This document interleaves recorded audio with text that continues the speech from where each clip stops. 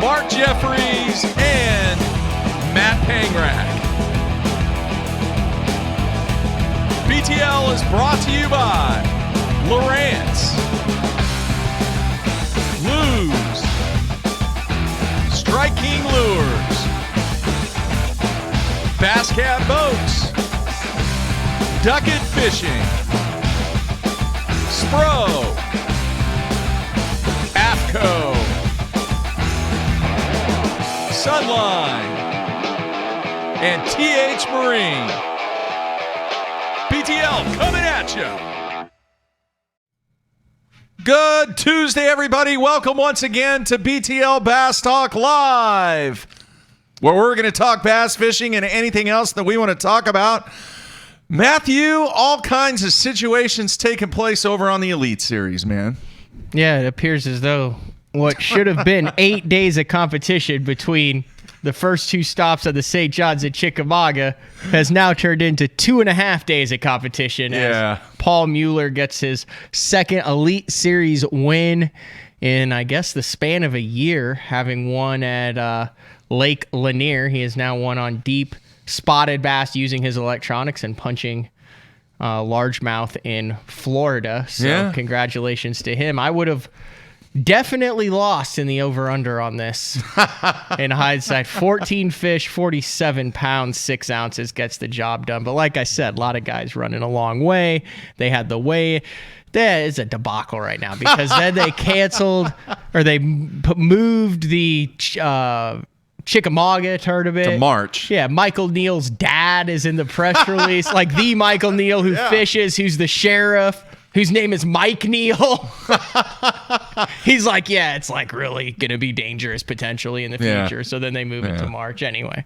That's what's going on. Yeah, they got to do what they got to do, man. Yeah, so it's like right after the Classic. So they'll have Paul Mueller's 2.5 day tournament win riding him through to. Hey, it's good for Paul. You know why? He gets a little bit of love. He's not lost in the mix. Yeah.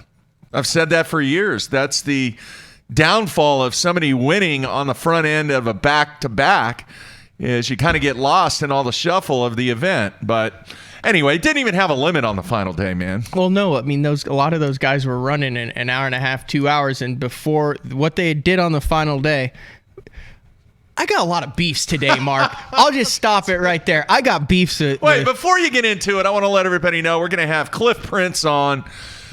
He couldn't get his Skype working, so it's just going to be a phone call here in about 15, 20 minutes. And then, what was I going to say? Oh, he was the only guy that had like over 15 pounds on the final day. Yeah, 16 even with the limit. So we'll get him on, talk about the entire situation that's taken place over on the Elite Series and get his thoughts on not only the SJR, but the situation with the chick, and then go from there. So go ahead, man. Vent away. I'm not venting. I just said it's a weird deal because they actually kind of like announced it that Chickamauga was going to be moved like midday yesterday. Yeah. And they'd also then had a shortened Monday so the guys could weigh in and then drive to Chickamauga. Yeah. That they had decided. And you had guys that were making long runs, an hour and a half, 2 hours just to get to the fish where the grass was. So they really only got to fish for like an hour. But then they weighed in early. They could have just made that decision earlier. That's not true. And actually given the guys a full day to fish. Dude, that's not true. So you're just saying it was unsafe. It became apparent that there would be unsafe conditions on Chickamauga in a 3-hour time span. You're telling me that the organization itself was not analyzing and making sure that they were doing everything possible to ensure the safety of these guys? I don't understand why did it matter? They couldn't make a decision. They wanted to give the opportunity for the guys to fish this week. So they waited until the very last minute to make that decision. Well, why didn't it wasn't about Sunday. It was about the following week. Why didn't they make that decision Sunday night instead of Monday morning? Because they didn't know. Because that would have given the guys a full day to fish then and actually given guys that were like Patrick Walters and stuff a chance to get down to his fish and catch him. The decision that was made about the following week at the Chick was not based upon what was taking place on Monday. No, I know that had nothing to do with it, but why couldn't they have made that decision Sunday night that Chickamauga was going to be unsafe and then fish a full day Monday? Dude, they could have, but they were waiting until the last minute to make sure that they were making the right decision for the best interest in the guys. That's why they waited. I mean, what do you want to do? Every time, oh, dude, you give me all kinds of crap about the weather. You think they got somebody, you think Eric Lopez is just sitting there with his nose in front of a monitor going, hey, that's a trip decision. We shouldn't have a tournament because there's a cold front getting ready to come through. But I'm just saying, it wasn't going to be unsafe Sunday night, but it was going to be safe Monday then? Things change. All right. Now, could they have made a decision a day before? Yeah, they could have.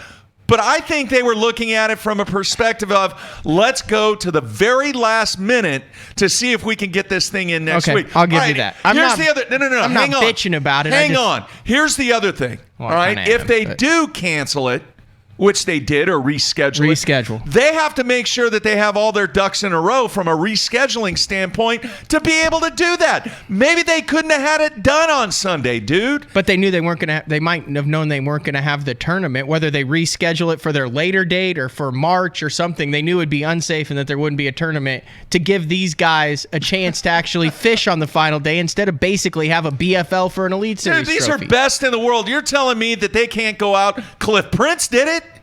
He went out and caught 16 pounds. Listen to the final day weights, dude. 10, I don't 12, care. 6 pounds, 8 pounds, 10 pounds, matter. 7 pounds, 6, 5, 9, They're the 5, best in the 5, world, man. 4. Steve Kennedy zeroed.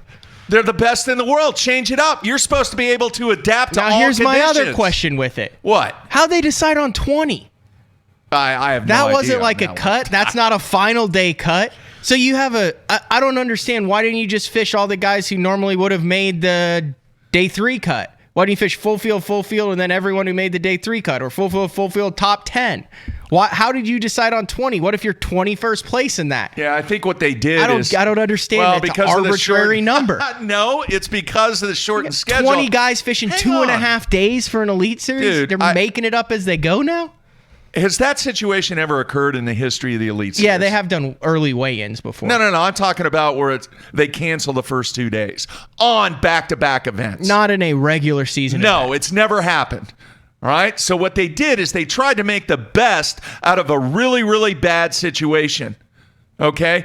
20 guys got exposure. 20 guys fished the final day. They didn't want to do 10 because what about the 10 guys that probably got left out? They were like, hey, I'm not getting any exposure for my sponsors, and I want an opportunity to fish. Whatever. Hey, if so you they think came up with the 20 if you number. think I'm being nitpicky on the Elite Series, wait till we switch over to MLF. I just think, dude, you're not getting the big picture from a business standpoint. I'm not. All you ever do is think about the fishing. Absolutely, 100%. You do not think about the business side of this game. I'm thinking about the integrity of the water to make sure that it's fair for all. Dude, you're the best in the world. Go adjust.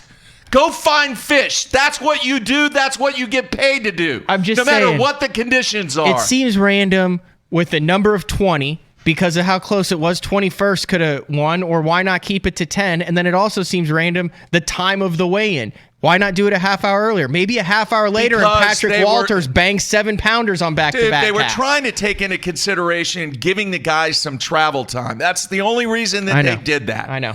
All right? It was a bad situation, and they were trying to make the best out of stuff that they couldn't control. That being said, did you see the crowds there? They freaking showed up, Mark. Yeah. And like on Monday, I know it's Florida. 98% of these people are retired. Yeah. And they walk their dogs and watch Jeopardy.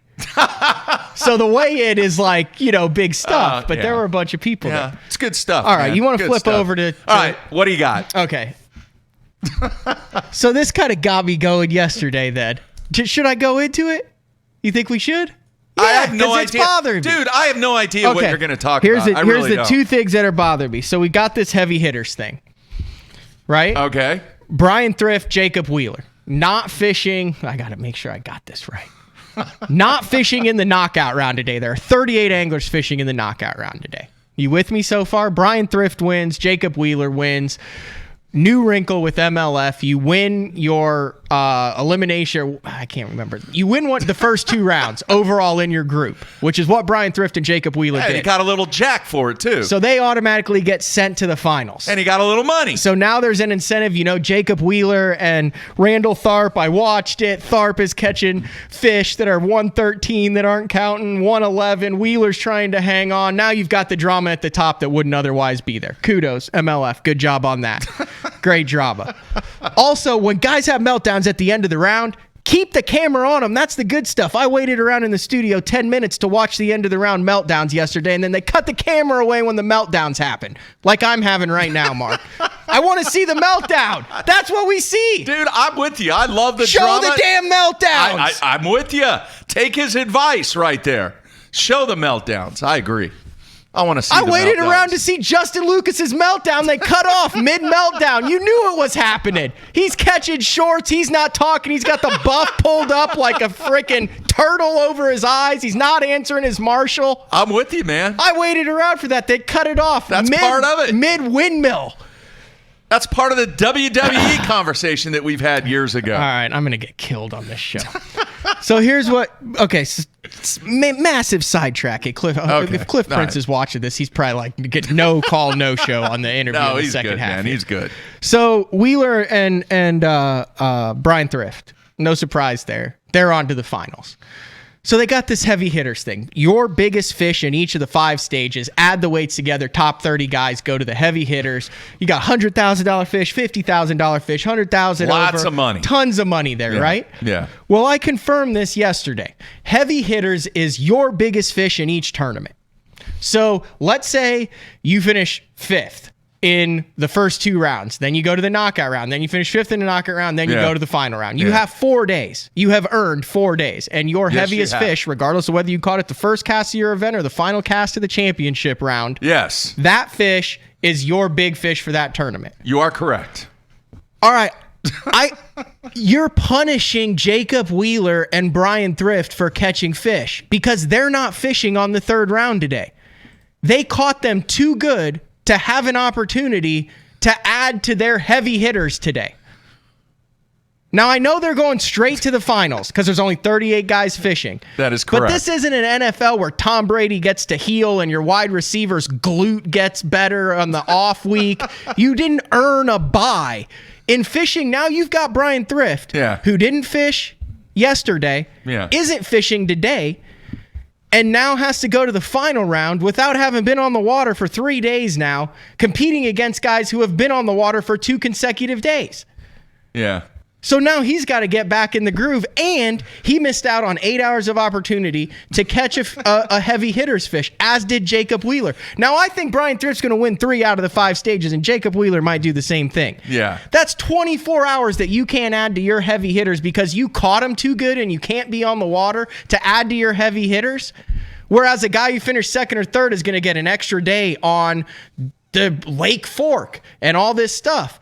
You're not going to tell me that these guys can't go out. You're getting punished. You're losing track of your fish. They're not getting punished. What you're forgetting here, Matthew, is that are they not getting paid? It doesn't matter. Are they not going to the bank with the money out of the equation? How can you do that? So Brian Thrift got guaranteed $12,000 and could potentially not even make heavy hitters and lose out on $300,000 to $400,000. No. That is an if. What is guaranteed? It is a guaranteed fact that he is going to the bank with more money. Agreed? Yeah, it's also a guaranteed fact. Agreed? Yes or no? Yes. Okay. Then what? You're telling me that why are you punishing him? He should be able. You're not punishing yes, him. You just gave him $12,000. Whoever loses that round doesn't get a chance to compete on that 3rd day and add to their heavy hitters weight. How is making money punishing somebody? It's not. It's like, hey, you're going to make this money, so get over the fact that you're screwed out of 8 hours to catch a big fish. You should be delusional. able to do both. No, I'm not. You are delusional. It doesn't matter. Here's why. Yes, it does. Okay, then make the choice. Nope, I'm not going to win. I'm not going to take advantage of that $12,000. It's a very easy fix on this, Mark. Very easy fix. Make a decision then. No, it's not. Here's a decision. It is. Heavy hitters should only count for the first 2 full field days. I don't disagree with that. Then I'm not disagreeing You're not with that punishing statement. Thrift because You're now not punishing anybody. dude, you're punishing Brian Thrift You are and Jacob not. Wheeler. They You have just no gave him opportunity. $12,000. There's 38 guys on the water now that are getting 8 additional hours to catch a fish that counts as their heavy hitter's weight that those 2 anglers will not have because they simply kicked their asses in the first 2 rounds. Dude, is that a fact or is that not a fact? That is a fact. And Okay, I'm not that's my disagreeing. point. Hang on a minute. I am not disagreeing with you and your statement that they should only take into consideration the first 2 days. You're dead on. All right? But the fact of the matter is based upon what is currently out there, they made the right decision to go balls to the walls and earn that spot in that next round and I'm saying make that $12,000. I'm saying that the system is flawed, that the rules are flawed, that the heavy hitters counts for the knockout round and the championship dude, round. That's I'm not saying. I'm not disagreeing It seems like with a you on real that. easy fix. If you It go to the is. Elite Series tournament, you catch a 15-pounder on the final day. You don't get any big bass money. It is. Full field isn't competing there. Now, Yeah. this is the other thing that's interesting. Yeah.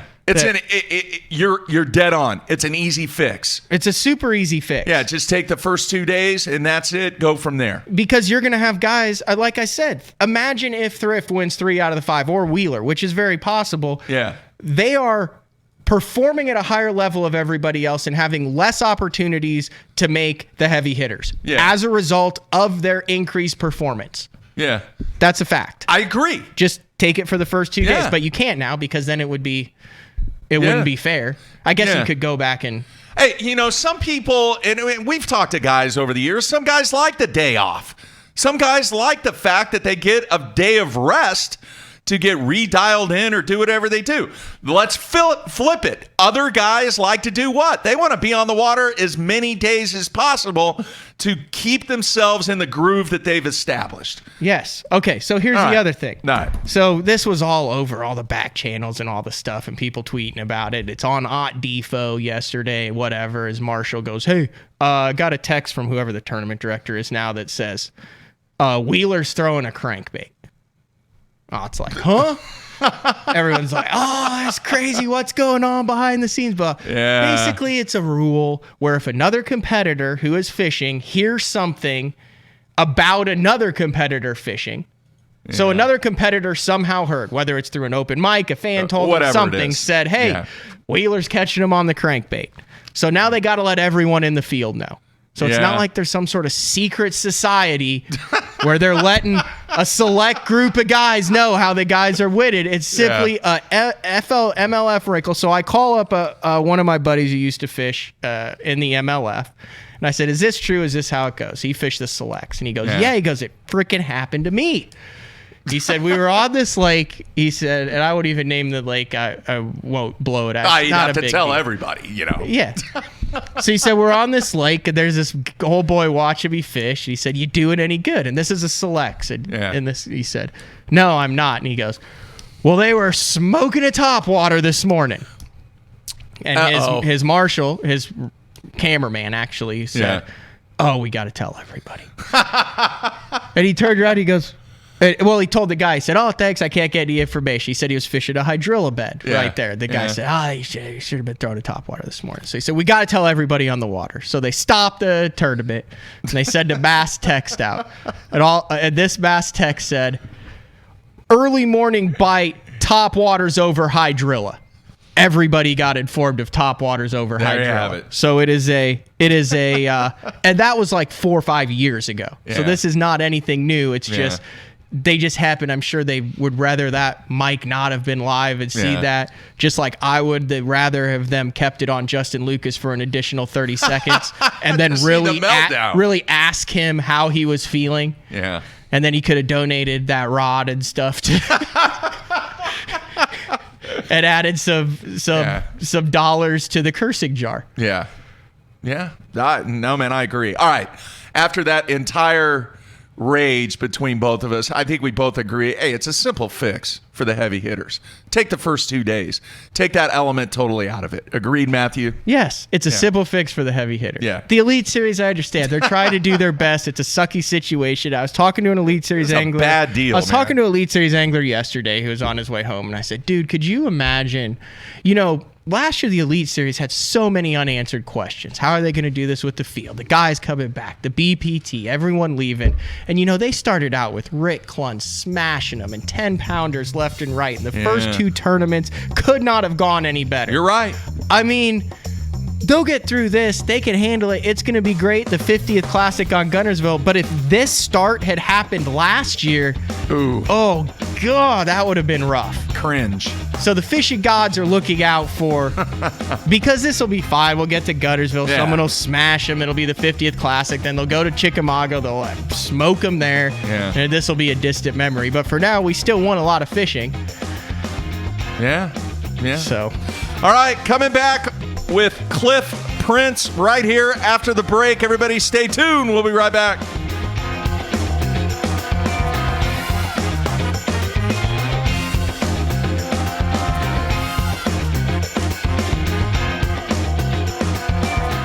The ultimate fishing system starts with Lowrance HDS Live. Upgrade to HDS Live with a Ghost trolling motor, live sight transducer, or Structure Scan 3D, and get up to $500 cash back. Yeah, you care about gear ratios, inches per turn, and ball bearings, but most importantly, you want reliability and dependability in the equipment you use. Luz doesn't cut corners when it comes to the gear they build. The new Speed Spool LFS is the best $99 reel in the market. Go see for yourself.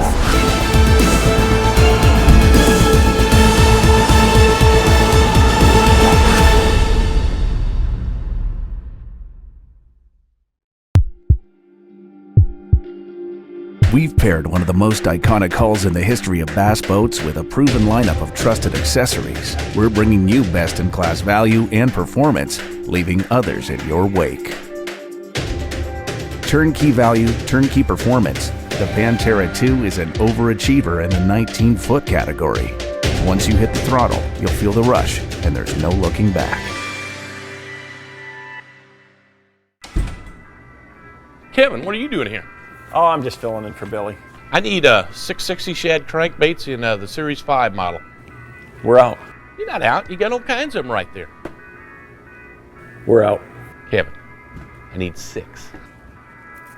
Have a lollipop. I do not want a lollipop. Have a lollipop.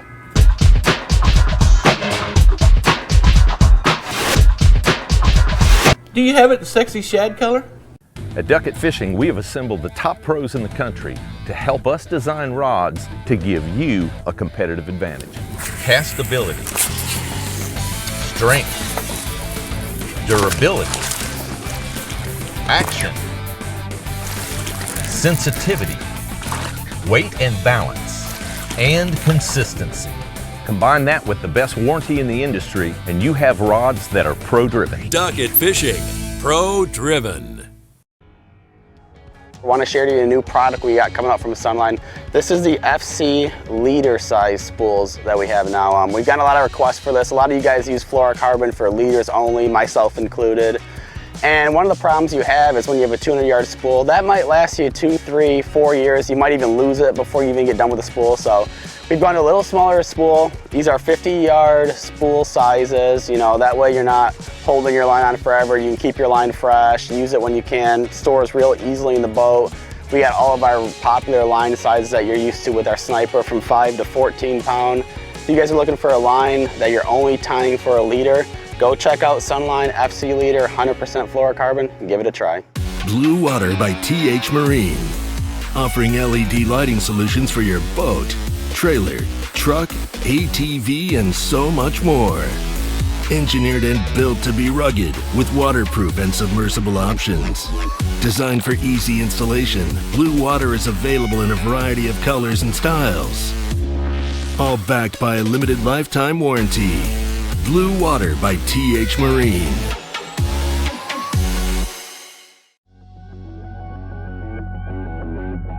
The name SPRO says it all. SPRO stands for Sports Professionals. When you look at the pro staff that SPRO has brought on board over the past 15 years, it's been pretty incredible. One got it just then. From the development of the Rock Crawler to the McStick, from the Fat Papa to the Little John series, when you tie a SPRO bait on, you know it's been designed by a professional to get the job done.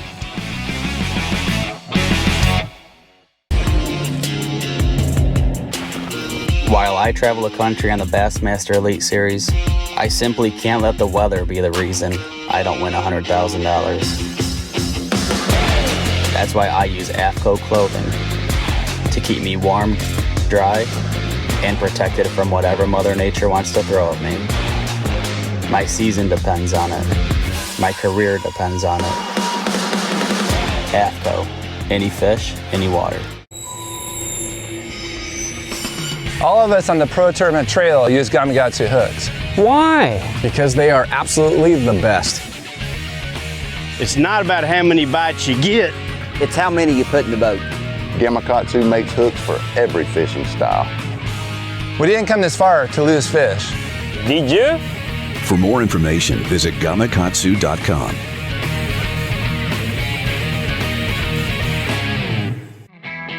The Big Bite Baits Kamikaze Swim On is a very unique bait, and it's got a full body but with ribs to give it a bigger profile but not more plastic. It's got a jointed tail that gives it a lot of action, as well as this up and down crawl type trail with holes and ribs in it, so it creates a bubble trail almost. This bait is supposed to be fished upside down or vertical like this on a grate for a chatterbait. I prefer it on a swim jig as well, but you can also cut it down and put it on the back of a finesse jig. You know, flip it around for some spotted bass or flipping docks. Anytime you want a small, compact, little trailer for it, this is great for it. So check out the full lineup of swim-ons at bigbitebaits.com.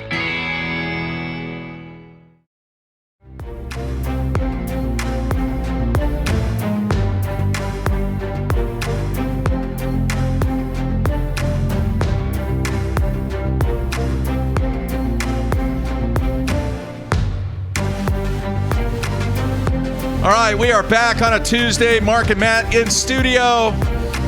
And there's an angler out there, Matthew, that is in a little pickle. The headline, Cox in a pickle. Cox in a pickle. He really is, though. That's a great point. So Yeah. the Bassmaster Elite Series at Chickamauga Lake, according to this, originally scheduled for later this week, has been rescheduled for March 19th through 22nd, and a quick trip over to the FLWfishing.com/schedule page shows that on March 19th through 22nd in Alexander City, Alexander, Lake Martin is hosting a pro circuit event, of which John Cox is registered to fish. Yeah. So I guess he's got to make the decision on whether he fishes Lake Martin or whether he fishes Chickamauga. I think if it was up to our next guest or any of the other Elite Series guys, he'd be on Lake Martin. Yeah, good point. All right, real quick, and then we're going to get to our guest, Mr. Cliff Prince. For some reason, I've been getting some emails and texts about the Sunline Hotline show not being on iTunes. I don't know why, because it showed up on my phone, showed up on your phone. So what I'm going to do is I'm going to throw that show out on iTunes again. So if you didn't get it, hopefully it'll show up here sometime today. The other thing is, let's see here. There was one other item. I can't remember. There was one other thing from a technology side of it. I don't know. I can't remember. I can't help you with this one. Hopefully I'll remember it here later in the show. All right, it is time to go to our special guest. We were trying to get Skype set up, but ran into a few glitches getting Cliff set up. But instead of fishing, he is at home working. Yeah, he's gonna work for the next month now. Yeah. So let's bring him in. Cliff, you there, man? Yes, I am. Good morning, you guys. All right. An unexpected day off, correct? Yes, it is, man. I woke up at 3:30 this morning. My biological alarm clock went off, and I'm like, thank goodness I'm not driving to Tennessee, because that's what I had planned on doing, was just sleep until I got up, taking a shower and taking off to Tennessee. So right now I'd be about getting there probably, and probably plan on getting on the water today at this point. So thank goodness I get to recoup a little bit, All right, let's talk a little bit about the 2.5-day performance that you had on the SJR. A tremendous final day. What are your thoughts on your finish at the St. Johns River? Well, after my pre-practice and my practice, I'll take it. Of course, I was only one big bite away, and that's very possible here. And I fished that way the last day. I fished to get a big bite. I just didn't. And, if it would have been my turn, I would have won it, but it just wasn't. You've been really consistent. I just dug my... Sorry about that. No, you're good. The first day I just dug myself a hole with 10-10, but at the time with the weather the way it shaped up and everything, I was glad to have it. I was going to say, you've been really consistent on the St. John's River, but it seems like you've caught them a number of different ways each time they've been there. I can picture memorable fish from grass, from docks, from shell beds, cranking, slow fishing, bed fishing. I mean, you're pretty comfortable one end to the other on that thing, aren't you? Yeah, like I say, I fished this place for over 30 years, so and that's probably the kiss of death here because I didn't sleep for a month prior to this thing because I didn't have a really good pre-practice, and I really didn't know what was going to transpire, just because February can be so drastic with the weather, and y'all seen that with the south wind that blew all the water out of the river. It shaped up to be a really tough tournament, and it was. But I've got so many ideas in my head that I want to do, and with only 3 days of practice and only a 3-day short tournament, a 2.5-day tournament really. I had so many things that I wanted to do, and only did a third of what I had in my mind I wanted, that I needed to do. I only went probably 5 miles either way, north or south of the ramp the first day, and I burnt 45 gallons of fuel, if that tells you anything. Wow. Whoa. Yeah. I covered a lot of water. I did. My marshal was like, "Why did you only make 3 casts here?" I'm sure he was thinking that, but wow. Well, let's do this. I want to go back because I want to see if the fans and including myself can get anything out of learning from what you just described on your first day. If you had an opportunity to do things over on day one, what would you have done, and what do you think the demise of that day one was for you?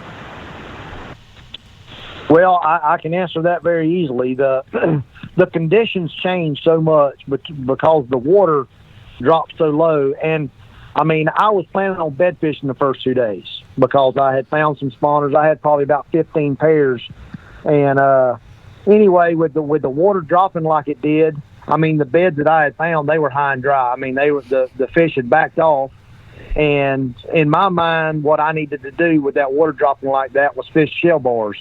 And I caught some fish doing that, but I didn't catch what I needed to. If I would have went in those canals first thing that morning, and just fish for the fish that were in there, just fishing instead of, waiting for the water to come up and trying to steal sight fish.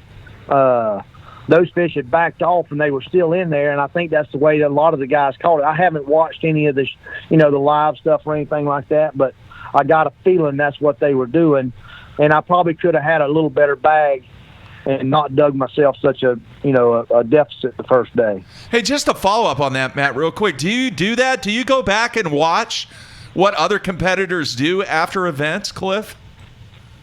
Well, I think there's some live archives that some of the guys watch, and yeah, I like to watch the show and just see what those guys did because, they have no preconceived notions when they come here, and they approach this place a lot different than I do, so their perspective on it, Kelly J, he's been very consistent the last 2 times, and I know exactly where he's at and what he's doing.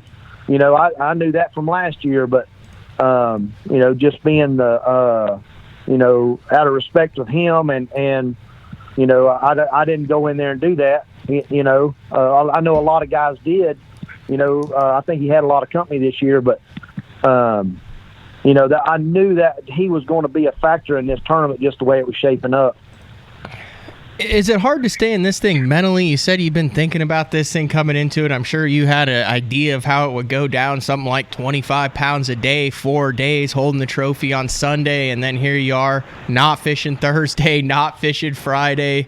You had the off day on Wednesday, so the last time you had been on the water was Tuesday, and then a shortened final day. Just from a mental standpoint, I mean, you had to have some fortitude for the guys who stuck in there and racked out a top 10 finish with a myriad of things completely out of the norm happening. Yeah, I mean, I've seen this river get this low, and I knew what was going to happen when I seen that south wind, for 2 days, 20 to 30 miles an hour. I knew what was going to happen, and a lot of the guys were like, man, where did the water go? Well, we don't have a bank in this river. So, when that wind gets behind it like that, it just blows it right on out, into the ocean, and I was really surprised that they could get in some of those places that they were fishing, honestly.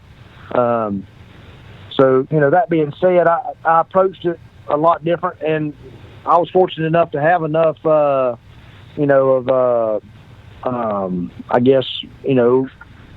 knowledge of this place of, what the wind's going to do to the east bank of the lake and the north end and all that, where they caught them last time. I was fortunate enough to know that, that wasn't going to be a factor at all. All right, let's talk about your final day. Success, 16 pounds. What can you tell the fans about the process that you went through to manage that limit? Well, I knew I needed a big bite, and I went in Dunn's Creek first thing that morning and fished for, a couple of bites, and that didn't transpire. It just, I guess the water temperature hadn't gotten where it needed to be for what I was doing. I've caught a lot of 5 to 7 pounders in Dunn's Creek this time of year, throwing top water and jerk baiting and different things, and it just didn't happen. So I went back to what I had caught in the first 2 days and didn't have a bite. I mean, it was like they were there. They just, I guess they had been there, done that, and seen that, so they didn't want to participate. So I pretty much scrapped everything I was doing, and I went down to Lake George on a stretch of wood that I had, and I'd had a couple of bites in practice, and I knew the wind had blew on it the first two, the days it got canceled. So I let it settle down, and was fortunate enough to get on one stretch and catch 5. And they were decent fish. They weren't no giants, of course, but I knew I had to fish for big fish. I knew what I was doing wasn't going to give me a 25-pound bag. And what I did, I felt like give me the opportunity. It just didn't happen. You got your third classic coming up, and obviously I'm sure you were thinking about Chickamauga, but now looking ahead to Gunnersville, what are your thoughts on that? I mean, it seems to be a fishery, looking at the way you fish, that is kind of in your wheelhouse. I'm thinking it's going to be a shallow deal, running the bank with, a lipless or a chatterbait or finding some fish that are, fairly shallow. So I feel like, that, I mean, it's anybody's classic. Anybody can catch 30 pounds on that lake. You just got to land at the right place at the right time. Have you gone down, did you get to go down and pre-practice that at all, or did you just kind of going in with the conditions that you had? I did. When I went and picked my boat up there at Phoenix, there in Winchester, there's only about an hour and a half or so. So whenever I picked my new boat up, that's where I broke it in at. I went down there and spent, I think, 3 days there after I picked it up. So, it worked out good. I was able to go up there and basically just drive through the woods to get to Gunnersville. It's only, like I say, an hour and a half. So it worked out good. So what are your thoughts on the rescheduling of this event this week, Cliff?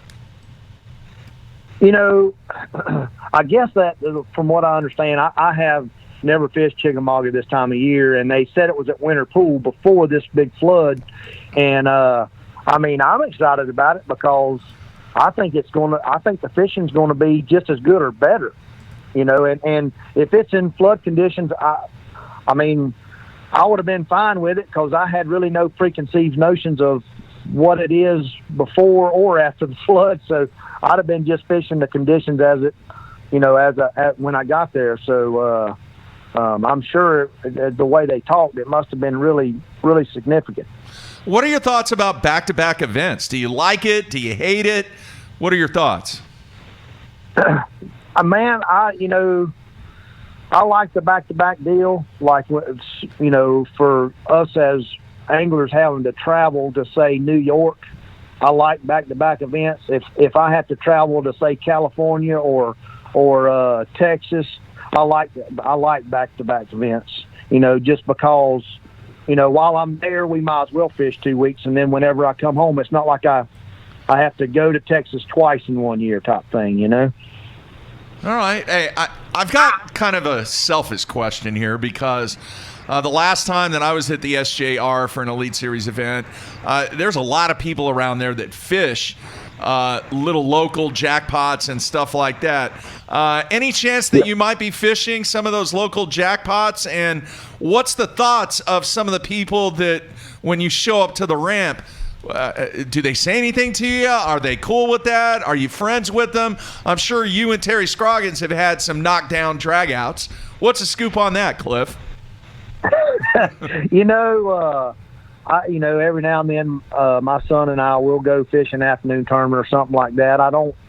They don't really say anything. Some of the guys are like, "What is he doing here?" But most of them are all my buddies. I don't go practice. I just go fishing to have fun, and I take it serious when I'm out there because I want to beat them because they want to beat me too.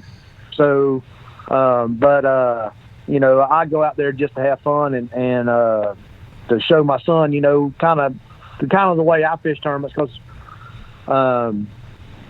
he's at the age where he's starting to fish tournaments and he's getting the ideas. Him and I fished the Wilson's tournament. It's one of the largest tournaments in the Southeast. It's got like 400 and 500 boats in it. We fished it last year. I fished the Lad and Lasses on Thursday with my daughter. Then I fished the VIP tournament that Friday with Bass Assassin Lure's son, and then I fished the Saturday tournament with my son, and we had he fished that Sunday. He had a team tournament, and between those 4 days, we had almost 100 pounds of fish weight in my boat in 4 days, and that was in May.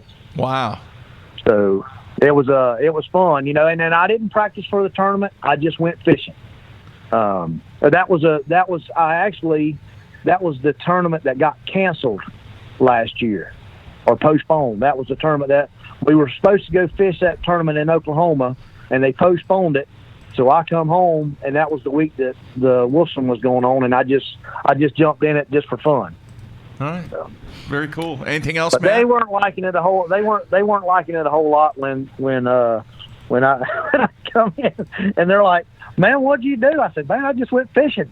It was fun. It was a lot of fun to fish my home lake the way I used to fish it, and it still works, Very cool. Well, we should have known this was coming because 14 top 10s in your career so far, and based on my research, 10 of those have been back-to-backs, meaning out of your 14, you would have a top 10 and then another top 10, and you finished the year off with a fourth up there in Michigan, and then you started this year off with the fourth, kind of keeping that string of back-to-back top 10s. So congratulations on that. Yeah.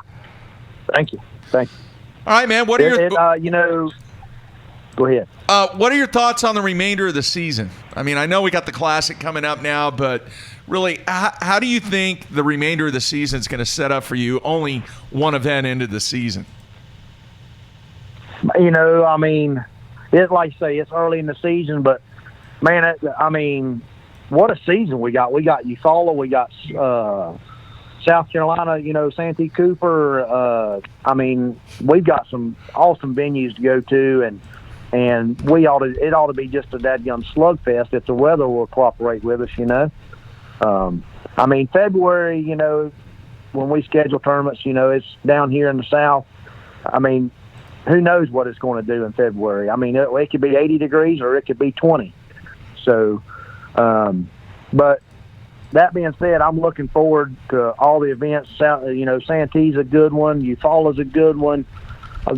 Fork. I mean, then we go to St. Lawrence. I mean, all of those tournaments, man, I'll just be slugfest. Yeah, a lot of big string is going to be used in the first half of the season there. A lot of 25-pound tests, braided line, extra heavy hooks. Yeah. That's right. I look forward to that.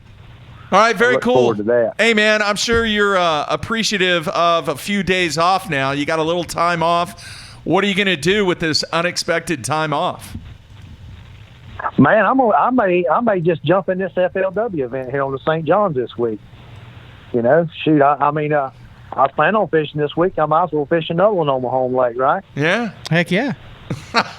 Go for it. He's got a great point. Everybody, all my buddies are calling me that are fishing this thing, man, what should I do?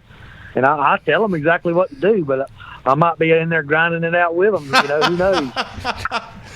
That's pretty funny. Yeah, that would be a great story if you came back and ended up winning that thing. All right, man. Great job on your home body of water there, the SJR. And looking forward to seeing you at the Classic, man. We appreciate you taking time out today. Yeah, man. I appreciate y'all calling. I enjoyed it anytime. All right. Be safe and enjoy the time off there, Cliff. Good deal. Y'all too, man. Y'all be safe. All right. Take care. You too. All right, there you have it, Cliff Prince. And I didn't even think about that. What's going on at the SJR this week? Apparently an FLW. It's not a circuit. It's got to be either a BFL or a Toyota. Yeah. I'm looking up the schedules right now. Yeah. Yeah, you should jump into that, man. Make a little scratch. February, when would it be? Valentine's weekend, man. Date. Okay, so February 13th through 15th, the Southern Division of the Toyota Series, formerly the Costa. Yeah. Formerly the Stren. Formerly the Everstart. Formerly just known as the Series. Yeah. Is at Palatka, Florida, out of the St. Johns River. With their new structured payouts and stuff. Cliff Prince could. What if this is what? Let me get back to the home here. 1 second. What are you doing? What are you looking up? This will be a very easy decision on what Cliff Prince should do, because I think he runs a Phoenix. Yeah. Cliff, go fish the damn tournament on the St. Johns River. You could win like $100,000. Yeah, man. A lot of people on the instant feedback, they're like, "What is John Cox going to do?" I don't know. I'll try and find out between now and tomorrow's show. We'll see. Hey, by the way, I remember what the other thing was now. Maynard on the instant feedback, longtime listener. I do not want to respond to your comment on the instant feedback. You're going to get people texting us again. You're going to not respond, but then tell us what it's about? No, I'm not even going to do that. Okay. What I'm going to say is, Maynard, send me an email, mark@bassone.com, with your phone number. I would be more than happy to take the time to explain to you why that will not happen. You have another heart attack because of getting upset at the show? I was reading the PA crankbait going forward. You need to not raise Mark's blood pressure. Not good. Yeah. No, You were fine. I could tell. Fine. It was a spirited conversation. Yeah. We'll try to get Paul Mueller on next week and talk about his win, and then continue to work towards shows. Hopefully we'll have the winner of the MLF event that is taking place on Lake. They don't have back-to-back events, do they? Are they back-to-back? They're not back-to-back. I don't think so. I don't know. So we'll try to get the winner. That's kind of the plan next week, to have both winners on. But tomorrow, Mr. Al McCullough of the NPFL is going to announce the first 10 anglers. You hear that? In his field. Matt has seen the list. You hear that?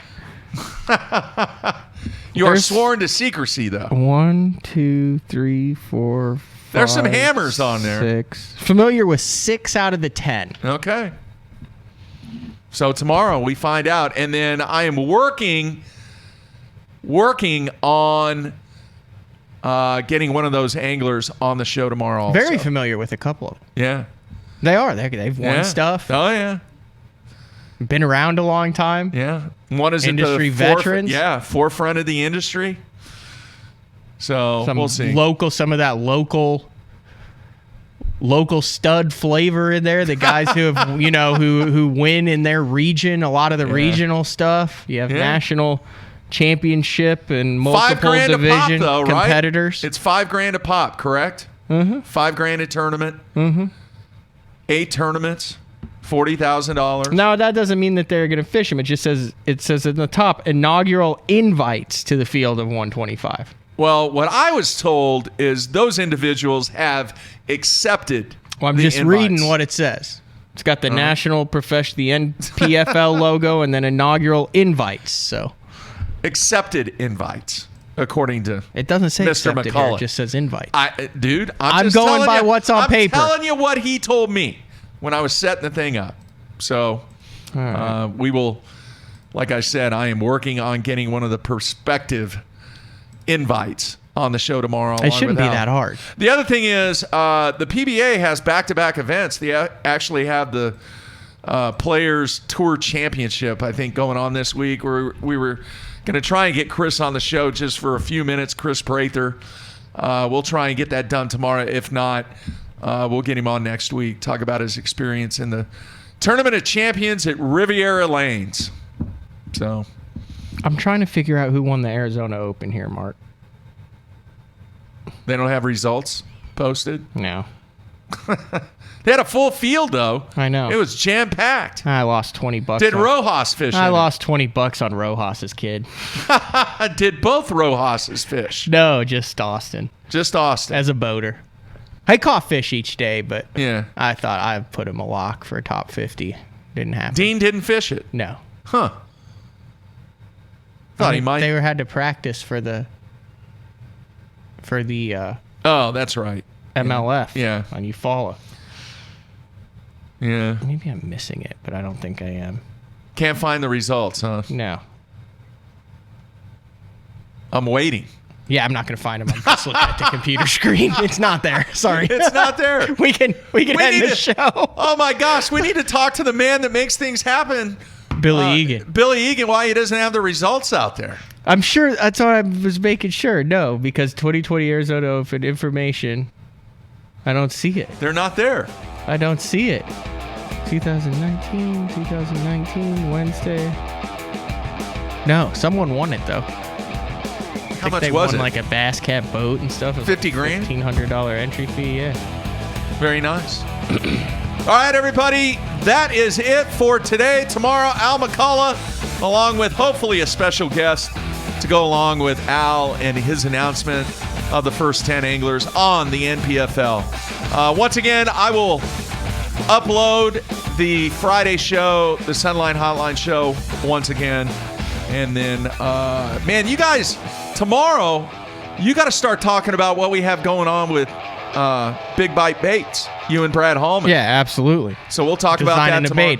What goes live today also on the BTL YouTube channel, in addition to this show, we're dropping the first of, I'm calling it 2020, kind of the behind-the-scenes stuff from this year that I'm going to be doing that involves fishing, and then the Jimmy Houston stuff. I got the first 3 already in the can. The first one's going to drop after the show. It's going to have its own like little deal. So, I mean, that'll notify the people who listen on YouTube, too. Yeah. Watch it. Let me know what you think about it. I mean, I can do whatever I want. I got no direction on this whatsoever. Very cool. All right, continue to review us and give us a rating on iTunes. Subscribe to us on YouTube. And continue to follow what we do. More news coming next week, Matthew. About what? About us. Working on something. Do I know about this yet? Yeah, I think you do. We'll have to talk about it after the show. But it's good stuff. Forgetful. I know. All right, everybody, be safe. That's it. We're out of here.